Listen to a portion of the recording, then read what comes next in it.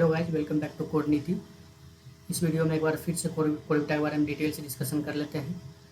And with resource, कहाँ कहाँ से रिसोर्स किया जाए कि एंड राउंड वन में कितना क्वेश्चन सोल्व किया जाए, सोल्व करना है। एंड किस किस टॉपिक से क्वेश्चन आ सकता है, तो उस सब बारे में डिस्कस करेंगे। तो ठीक है, वीडियो में आगे बढ़ते हैं। तो इस वीडियो में जो डिस्कस करने पे उसका कंटेंट्स है जो इस वीडियो में डिस्कस करने वाले हैं। Registration, eligibility criteria, resource to use, preparation, resource to use, क्या रिसोर्स कहाँ कहाँ रिसोर्स यूज कर सकते हैं। एंड मॉक वीडियो के बारे में देख लेंगे, राउंड वन के बारे में चेक कर लेंगे, एंड प्लेगरिज्म चेक कर लेंगे। यूज ऑफ एआई टूल, कैसे एआई टूल का यूज़ कर सकते हैं उसके बारे में डिस्कस कर लेंगे। राउंड टू के बारे में चेक कर लेंगे और टिप्स जो हम सजेस्ट करेंगे तो सबको क्या फॉलो करना चाहिए। And thank you. ठीक है, तो स्टार्ट करते हैं। तो पहला आता है registration and eligibility criteria for code-beta. तो जिसको भी ये अभी जानना है रजिस्ट्रेशन एंड एलिजिबिलिटी क्राइटेरिया के बारे में, तो उसके लिए मैं 2-3 वीडियो पहले अपलोड कर चुका हूँ। तो उसका लिंक मैं डिस्क्रिप्शन में पेस्ट कर दूँगा, तो वहाँ से तुम इसको रीड कर सकते हो और रजिस्ट्रेशन के बारे में ठीक से जान सकते हो। और नहीं किया रजिस्ट्रेशन तो रजिस्ट्रेशन अभी भी कंप्लीट कर सकते हो। एंड सेकंड है रिसोर्स फॉर प्रिपरेशन। मेन सबका ये कमेंट आ रहा था कि मतलब रिसोर्स एंड गाइड कहाँ से क्या प्रिपरेशन किया जाए। तो इसका रिसोर्स ये है कि तुम इसका प्रिपरेशन या तो कोड-बीटा के प्रीवियस ईयर से करो, प्रीवियस ईयर क्वेश्चन से करो, यदि तुमको अवेलेबल कहीं से मिल रहा है तो। एंड नहीं तो यदि तुम टॉपिक वाइज जब प्रिपरेशन करोगे तो कोड-बीटा राउंड वन जैसे कि 6 प्रॉब्लम रहता है, तो 6 प्रॉब्लम में एक या 2 प्रॉब्लम वो मतलब कि ईजी टू मीडियम रहता है। तो वो प्रॉब्लम तुम बेस्ड रहता है एरे स्ट्रिंग मैनिपुलेशन या मैथ में कुछ लॉजिक टाइप से देगा, या तो ग्रीडी एल्गोरिथम लाइक दैट। मतलब ये सब एल्गोरिथम बेस्ड पे रहता है। तो एक या 2 प्रॉब्लम तो वो इजीली सॉल्व हो सकता है। एंड और लास्ट के 4 प्रॉब्लम वो मतलब कि एडवांस डाटा स्ट्रक्चर यूज होगा, जिसमें recursion, back tracking, data dynamic programming, graph, trees, linked list, stack, queues, bit masking, etc। मतलब ये सब टॉपिक से रहता है। एंड यहाँ तो रिसोर्स मेन यहाँ से यूज कर सकते हो previous year sample paper. Previous year sample question देख लेना। सैम्पल क्वेश्चन तुमको कोड-बीटा के होम पेज पे भी मिल जाएगा, नीचे स्क्रॉल करोगे तो। And practice all questions which came in MockVita and practice contest. तो मॉक-बीटा जब से तुम रजिस्ट्रेशन किए होगे तो वहाँ से तुमको मतलब वो प्रैक्टिस कंटेस्ट दे रहा होगा, तो वहाँ से प्रैक्टिस कर सकते हो। एंड मॉक-बीटा एक हो चुका है, तो वहाँ से भी तुमको आइडिया आ गया होगा क्वेश्चन का लेवल एंड क्वेश्चन का डिफिकल्टी। एंड मॉक-बीटा 2 एक और होने वाला है, तो उससे भी तुमको आइडिया आ जाएगा किस लेवल का क्वेश्चन रहने वाला है। और यदि मॉक-बीटा में तुम एक या 2 क्वेश्चन बना सकते हो, यदि बना लेते हो तब तुम मतलब द गुड है। तुम यदि राउंड वन में भी तुम ठीक ठाक परफॉर्मेंस कर सकते हो। एआई टूल का भी तुम हेल्प ले सकते हो कोड-बीटा लेवल का प्रॉब्लम ढूंढने में। तुम उससे पूछ लेना कि लीड कोड पे मतलब तुमको सजेस्ट करने कोड-बीटा से रिलेटेड जितना भी होगा प्रॉब्लम वो तुमको सजेस्ट करेगा, तो उससे तुम उसको जाके सॉल्व एंड प्रैक्टिस कर सकते हो। तो यहाँ पे मैंने 2 वेबसाइट का लिंक दे दिया है जिसपे तुम प्रीवियस ईयर क्वेश्चन गेट कर सकते हो। जैसे यहाँ एक लिंक दिया है कोडचेफ का एंड GFG का लिंक दिया है, तो ये लिंक मैं डिस्क्रिप्शन में पेस्ट कर दूंगा, तो यहाँ से भी तुम उसको गेट आउट कर सकते हो। तो यहाँ पे चेक कर लेना, इसमें 2020, 21, 22, 23 तक का क्वेश्चन है, तो उसे तुम फॉर्मेट देख लेना। एंड अबाउट मॉक-बीटा, तो जैसे कि सबको पता है राउंड वन से पहले 2 मॉक-बीटा होने वाला है। तो मॉक-बीटा 1 हो चुका है, तो मॉक-बीटा दूसरा आने वाला है, नेक्स्ट वीक तक में हो जाएगा वो भी। तो ये मॉक-बीटा मैंडेटरी नहीं है पार्टिसिपेट करना। दोनों मॉक-बीटा का मार्क्स मतलब कहीं भी इवेल्युएशन में तुम्हारा कंसिडर नहीं होगा। तुमको बस ये इसमें अपेयर होना है क्या कि तुम राउंड वन में होने से पहले उसका फॉर्मेट तुम देख सको राउंड वन का क्या फॉर्मेट रहने वाला है। सेम उसी तरह फॉर्मेट राउंड वन का भी रहेगा, मॉक-बीटा की तरह ही, बस मॉक-बीटा एक प्रैक्टिस के लिए दिया है, तुम उसको फॉलो कर सकते हो। एंड कोड-बीटा राउंड वन, तो ये राउंड वन सबसे मेन राउंड वन ही है, जो जिसको प्री क्वालिफाइड राउंड भी बोलते हैं। This round is mandatory to appear for shortlisted in round one. तुमको सोल्व करना पड़ेगा 1 से 2 problem. Number of problem need to solve in round one and addressed by CodeVita doubt session in question या और answer session. तो जैसे यदि तेरा TCS CodeVita question and answer session नहीं किया है एक भी, तो हो सकता है आगे वो कमिंग डेज में क्वेश्चन एंड आंसर सेशन करे, तो उसमें तुम वहाँ से पूछ सकते हो राउंड 1 में क्वालिफाई के लिए कितना क्वेश्चन सोल्व करना है। तो अभी तक जैसे लास्ट ईयर तक तो एक ही क्वेश्चन था सोल्व करने का, राउंड 1 तुम एक क्वेश्चन सोल्व करते हो तो तुम आगे शॉर्टलिस्ट हो जाओगे राउंड 2 के लिए।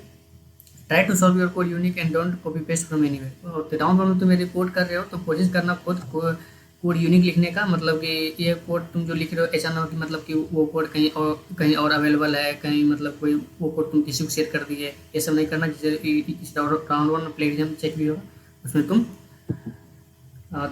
प्लेगियरिज्म में धरा सकते हो। If you solve 1 or 2 problem in round 1 don't solve any other problems. यदि मान लो कि तुमको कोई बेटा कंफर्म कर दिया कि राउंड 1 सॉल्यूशन के लिए एक प्रॉब्लम सॉल्व करना है, तो तुमको एक ही प्रॉब्लम सॉल्व करना है। ऐसा नहीं लालच मत दिखा देना कि नहीं 2-3 प्रॉब्लम सॉल्व कर देंगे ज़्यादा रिकॉग्निशन मिलेगा, ऐसा कुछ नहीं है। बस शॉर्टलिस्ट होना है तो तुमको एक प्रॉब्लम से यदि शॉर्टलिस्ट हो रहा है तो ज़्यादा मत सॉल्व करना। इससे यही होगा कि तुम्हारे ऊपर मतलब कि और परसेंटेज बढ़ जाएगा प्लेगियरिज्म होने का, अंदर एंड कोड में प्लेगियरिज्म होने का और चांस बढ़ जाएगा। क्योंकि यदि तुमको कोई एक भी कोड में प्लेगियरिज्म आया तो मतलब कि तुम कोड बेटा से बैन हो जाओगे। Don't share code with your friends और अदर्स। ये सेम है कि तुम यदि कोड जो सबमिट किया वही कोड दूसरे को, वही क्वेश्चन दूसरे फ्रेंड का भी आ गया तो मतलब ऐसा नहीं कि तुमको कोड वो दे देना, वो यदि वो कोड दोगे तो तुम दोनों फिर प्लेगियरिज्म में धरा जाओगे, तो फिर दोनों बैन हो जाओगे कोड बेटा से। Try to add comment on each line of code. तुम कोड जो कोड बेटा में लाइन बाई लाइन कोड लिख रहे हो तो उसमें ट्राई करना कि जो ईच लाइन का कोड होगा ना उसमें ट्राई करना कि कमेंट ऐड कर देना कि ये लाइन क्या कर रहा है, वो लाइन क्या कर रहा है, मतलब कि सब लाइन क्या है वो कमेंट करके उसमें लिख देना कि ये लाइन किस काम के लिए सब। ये सब एक मतलब एक तरीका है कि तुम प्लेगियरिज्म से बचने के सब टिप्स है। Devil plagiarism checking in down. हाँ, तो प्लेगियरिज्म में तो वो डीपली प्लेगियरिज्म चेक होगा ही, तो ठीक है।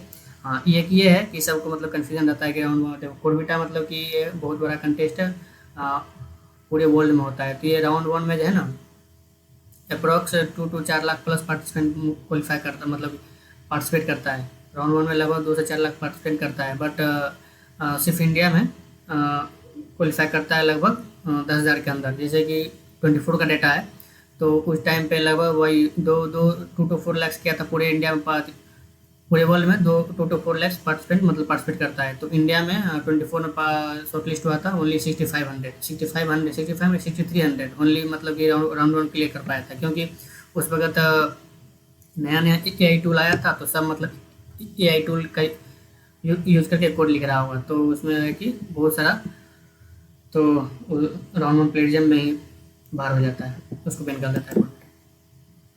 डीप प्लेगियरिज्म चेकिंग, तो जैसे कि बता दिए राउंड 1 में प्लेगियरिज्म चेक होना है तो ये मतलब डीपली प्लेगियरिज्म चेक करता है।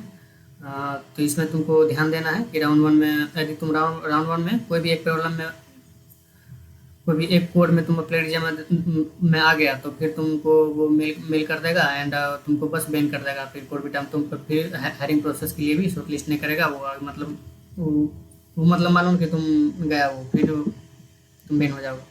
यदि तुमको प्लेगियरिज्म से अवॉइड करना है तो यहाँ पे कुछ मैं टिप्स दिया हूँ। यदि तुम कोड मतलब जैसे write code in separate function and add some extra function with dummy code. यदि कोड लिख रहे हो तो कोशिश करना कोड को मेन मेथड में नहीं लिखने का, उसका मतलब सबका सेपरेट फंक्शन बना। जैसे अब तुम प्लेगियरिज्म आती, हाँ जैसे एक एग्जांपल हम दे रहे हैं, जैसे तुमको कोड लिखना है कि प्राइम नंबर चेक करने का, तो कोशिश करना कि प्राइम नंबर एक फंक्शन बना लेने का, उसमें प्राइम नंबर चेक करना। तो फिर मान लो कि वो मान लो क्वेश्चन पूछ रहा है प्राइम नंबर चेक करने का, तो तुमको ये करना है कि उसमें कुछ एक्स्ट्रा लॉजिक लिख देना है। मतलब तुमको प्रिंट नहीं करना है, जो क्वेश्चन पूछ रहा है प्रिंट करने के लिए प्रिंट करना है, लेकिन तुमको एक दो एक्स्ट्रा लॉजिक इम्प्लीमेंट करना, जिससे तुम है ना प्लेगियरिज्म में आने का कम चांस रहेगा। ठीक है। डोंट टेक कोड और सॉल्यूशन फ्रॉम टेलीग्राम और एनी कोड सेलर। ये रहेगा जैसे जैसे तुम्हारा राउंड 1 करीब आते जाएगा ना, तुम देखेगा कि टेलीग्राम पे भी बहुत सारा ग्रुप बन रहा है, वहाँ पे मतलब हज़ारों मतलब 50,000 60,000 बच्चा उसमें पार्टिसिपेंट मतलब कि एडेड है। तो उसमें यही रहेगा कि मान लो कोई भी एक कोड का कोई सोल्यूशन भेजा तो उसमें तो उतना है, कोई ना कोई कोड सबमिट करेगा ही सेम टू सेम। तो तुम यदि कोई भी कोड वहाँ से लेकर सबमिट करेगा तुमको फ्री अवेलेबल रहेगा तो कोई ना कोई लालच में सबमिट कर देगा, इससे रहेगा कि तुम प्लेगियरिज्म में रहेगा तो इसे भी तुमको बैन हो जाएगा। तो कोड सेलर से भी कोड नहीं लेना है। कोड बेचने वाले तुमको बहुत मिलेंगे कि मतलब इतना रुपया दो हम कोड तुमको देंगे, तो वो उस पर भरोसा मत करना, क्योंकि मान लो कि वो कोड तुमको दे दिया फिर वो वही सेम कोड दूसरे को भी सेल कर सकता है। तो ये रहेगा कि दोनों का कोड मैच होगा तो वैसे भी प्लेगियरिज्म में धरा जाओगे, बैन हो जाओगे।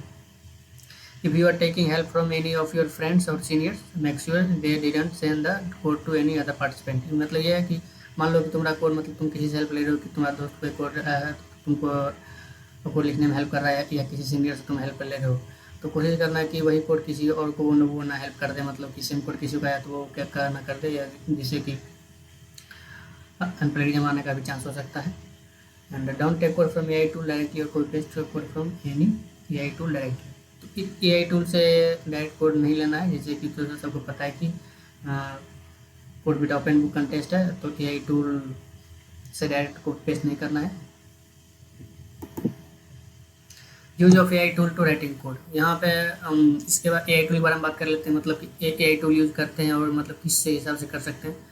तो TCS कोड बेटा ओपन बुक कंटेस्ट है, यहाँ पे एआई टूल भी यूज़ कर सकते हैं, कई वेबसाइट का हेल्प भी ले सकते हैं। तुम फ्री हो कोई भी एआई टूल को यूज़ करने के लिए, एंड मान लो कि तुम कोई भी एआई टूल यूज़ कर सकता है, लेकिन यदि मान लो कि एआई टूल से कोड लेके तुम सबमिट कर रहे हो, तुमको तुम अपने रिस्क पे सबमिट करना, क्योंकि यदि प्लेगरिज्म में तुम धरा गए हो कि मतलब यहाँ तुम कोड कहीं से लिए और एक्सटर्नल से लिए, तुम वैसे भी वहाँ से बैन हो जाओगे। If you are not able to understand the problem then you can, यदि मान लो कि प्रॉब्लम मतलब हाँ कोड बिटा का थोड़ा ऐसा प्रॉब्लम रहेगा कि तुम प्रॉब्लम तुम एक बार पढ़ोगे ना समझ नहीं आएगा। तो यदि मान लो तुम कोड बिटा का प्रॉब्लम मतलब समझ नहीं आ रहा है इसमें क्या पूछ रहा है क्या आउटपुट है, तुम एआई से हेल्प ले सकते हो कि मतलब कि उससे तुम अप्रोच पूछ सकता है कि किस अप्रोच से क्वेश्चन सॉल्व हो सकता है, तो तुमको थोड़ा हेल्प कर देगा। और एंड तुमको वैसे में अप्रोच से तुम खुद से कोड लिख के उसको यूनिकनेस बना के सबमिट कर दो। If your code from AI tool, make sure you are confident that your code is unique and add some extra function and logic so that your code will be unique and then some। हाँ, यदि तुम code AI tool से ले रहा है तो तुम अपने रिस्क पे सबमिट करना, एंड सबमिट कर देना। यदि उसमें तुम कुछ एक्स्ट्रा फंक्शन भी डाल देना जिससे कि उसका काम नहीं हो, लेकिन ये रहेगा कि तुम प्लेगरिज्म में नहीं पकड़ाओ, एंड प्लेगरिज्म चेकिंग में थोड़ा वो डिफरेंट हो जाए, प्लेगरिज्म चेकिंग में नहीं आए।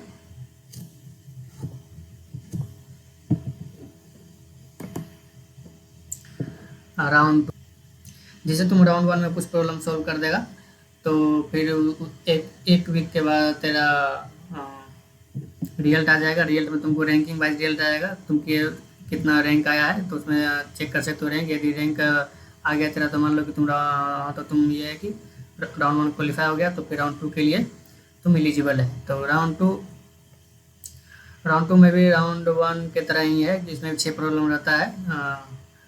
तो ये सही है। After shortlisted in round 1 you will eligible for round 2, you should not give round 2 as you are already shortlisted in round 1। Round 2 मतलब कि नहीं देना है, क्योंकि तुम पहले से राउंड 1 शॉर्टलिस्टेड है। यदि प्लेसमेंट अपॉर्चुनिटी तुमको चाहिए तो तुमको राउंड 1 से ही मिल जाएगा। राउंड 1 के बाद सीधे प्लेसमेंट के लिए कॉल आ जाएगा, प्लेसमेंट हायरिंग बैठने के लिए कॉल आ जाएगा। They will plagiarism checking in round 2 also. Round 2 में भी प्लेगरिज्म चेक होगा। सपोज तुम मतलब कि तुम तेरा कोड आ गया, प्लेगरिज्म आ गया, तो फिर उसमें तुमको बैन कर देगा, तो फिर तुम्हारा राउंड 1 में गया, राउंड 2 में चल जाएगा। इसीलिए एंड मेरा सजेशन ये रहेगा कि राउंड 2 में तुमको नई प्रॉब्लम सॉल्व करना है। नोट है यहाँ पे, कुछ नोट है इंपॉर्टेंट, ये देख लो।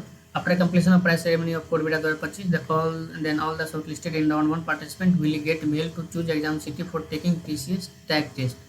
हाँ, जैसे देखो कि मान लो राउंड 1 शॉर्ट लिस्ट हुआ, तो round 2, round 3 and final round के बाद एक प्राइस सेरेमनी होगा। प्राइस सेरेमनी में वही जो मतलब कि टॉप रैंकर होंगे, जो 6 में 6 प्रॉब्लम सॉल्व कर दिए होंगे, तो उसको प्राइज मिलेगा, कैश प्राइज वगैरह सब।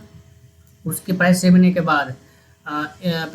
के बाद एक वीक के अंदर ही सब जो राउंड 1 शॉर्ट लिस्ट हुआ है ना, सबको एक मेल आ जाएगा जो कि एग्जाम सिटी चूज करने के लिए बोलेगा। एग्जाम सिटी वो चूज करने के लिए बोलेगा, वही TCS टैग टेस्ट के लिए। TCS tag test TCS NQT की तरह ही होता है। इसमें बस 2 कोडिंग प्रॉब्लम रहेगा, एक इजी लेवल का रहेगा और एक इजी टू मीडियम रहेगा। On the basis of score in TCS tag exam, उसके बाद तुमको फिर शॉर्टलिस्ट करेगा इंटरव्यू के लिए ninja digital prime. On the basis of interview result and you will get offer letter soon after document verification. तो फिर तुम इंटरव्यू के लिए बुलाएगा। TCS टैग में जो स्कोर आएगा, उस स्कोर के बेसिस पे तुमको इंटरव्यू के लिए शॉर्टलिस्ट करेगा निंजा डिजिटल प्राइम के लिए। फिर तुम इंटरव्यू दोगे जो जिस लोकेशन पे वो बोलेगा आने के लिए। या तो तुम्हारे कॉलेज में इंटरव्यू हो सकता है, नहीं तो वो